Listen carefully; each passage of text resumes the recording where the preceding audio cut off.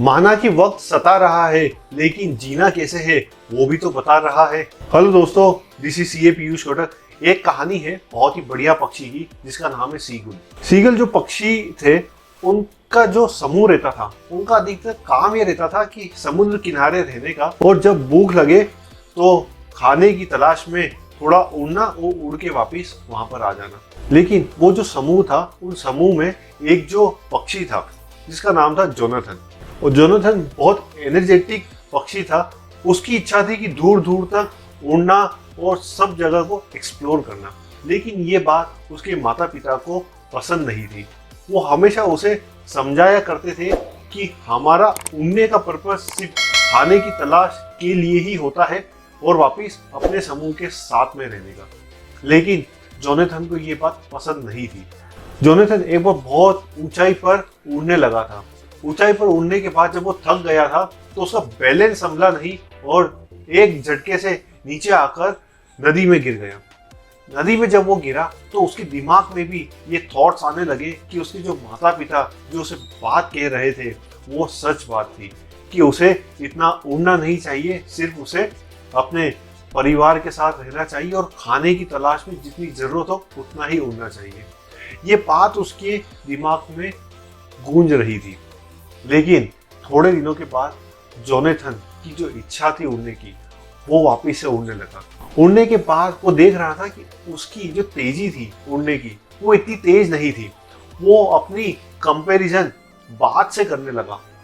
वो सोच रहा था कि बाज जिस तरह से जिस ऊंचाई पे उड़ता है वो उस तरह कभी भी नहीं बन सकता। लेकिन वो प्रैक्टिस कर रहा था बाज की तरह।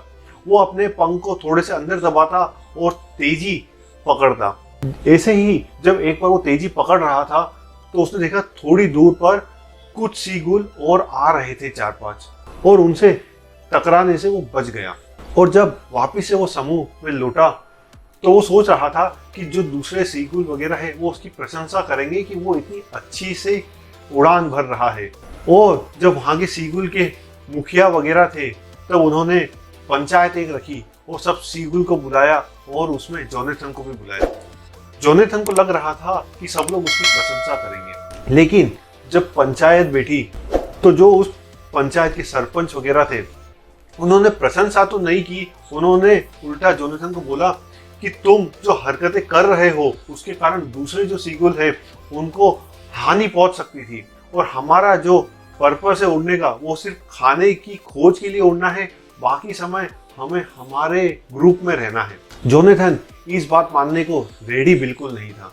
अंत में सब पंचायत ने यह निश्चित किया कि जोनाथन को वो ग्रुप से बाहर निकाल दिया जाए और उसे अकेले रहने के लिए कह दिया गया। जोनाथन अकेले रहने लगा।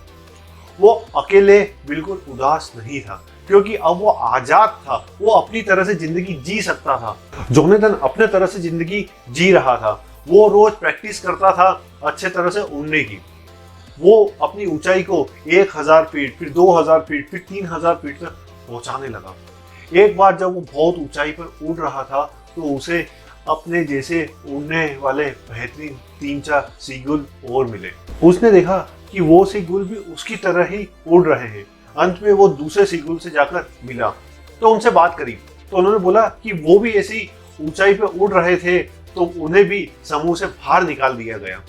लेकिन जोनाथन बहुत खुश था कि वो अपने जीवन को जिस तरह से जीना चाहता था उस तरह के लोग उसे मिल गए। अंत में जब वो जोनाथन वो ग्रुप के साथ मिला तो उस ग्रुप के जो गुरु थे उनका नाम था शियांग, उनसे जाकर मिला। उसने सोचा कि वो शियांग से अगर ट्रेनिंग लेगा तो बहुत बेहतर तरह से वो उड़ सकता है।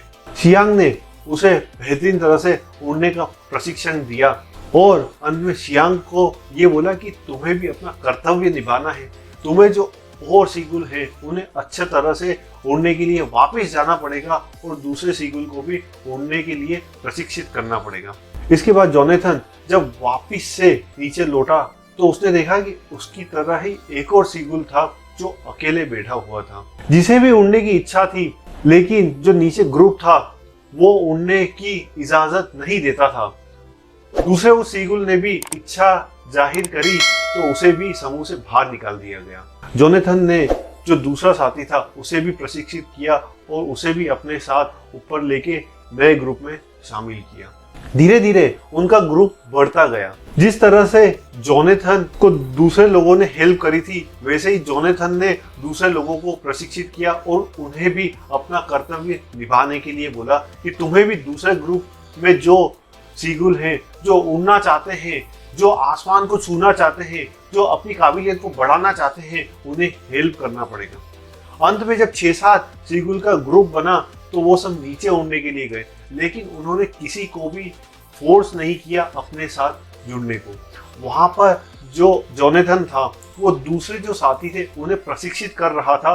उसे देखकर दूसरे जो अन्य छोटे छोटे सीगुल थे उन्हें भी उत्तेजना होने लगी उस ग्रुप में शामिल होने की। उसमें से कुछ सीगुल निकल के जोनाथन के ग्रुप के साथ शामिल होने लगे। धीरे धीरे जोनाथन का ग्रुप बहुत बड़ा होने लगा और अंत में सब सीगुल सोचने लगे कि जो उनकी क्षमता थी वो क्षमता अभी तक दबाई जा रही थी, लेकिन जब उन्होंने जोनाथन और अन्य साथियों को देखा तो अपनी काबिलियत को बढ़ाने का निश्चय लिया। तो दोस्तों, ये जो कहानी है ना, इसमें से 3 सीख मिलती है। पहली सीख, सोसाइटी कभी भी आपकी तरक्की से खुश नहीं होगी। जिस तरह से आप सोचते हो सोसाइटी उस तरह से सोचती ही नहीं है। आपको अपनी सोच का दायरा बढ़ाना पड़ेगा, भले सोसाइटी उस तरह से नहीं सोचे। दूसरी जो सीख है वो है डोंट अफ्रेड टू शाइन। अगर आप ऊंचाइयों को छूना चाहते हो तो आपको राहें अकेले तय करनी पड़ेगी। उसके लिए हमेशा आपको रहना पड़ेगा, क्योंकि आसमान में तो चांद अकेले ही चमकता है। तो हमेशा आपको अगर चमकना है तो आपको अपनी मंजिलें अकेले तय करने के लिए हमेशा रेडी रहना पड़ेगा। तीसरी चीज, हमेशा जो आप चीजें सीख रहे हो दूसरे लोगों को भी वो विनम्रता के साथ आपको सिखाने के लिए रेडी रहना पड़ेगा। आपको अपना ईगो आपकी सीख के आगे कभी भी नहीं आने चाहिए। आपको हमेशा दूसरे जो लोग हैं उन्हें भी उतनी विनम्रता से सिखाने के लिए हमेशा उत्सुकता से आपको रेडी रहना पड़ेगा। तो ये 3 जो महत्वपूर्ण सीख है, ये आपके जीवन को बहुत ही बेहतरीन बनाने में हमेशा हेल्प आएगी और हमेशा ये 3 सीखों को हमेशा आपके जीवन में इम्प्लीमेंट करें। Thank you so much. Stay connected.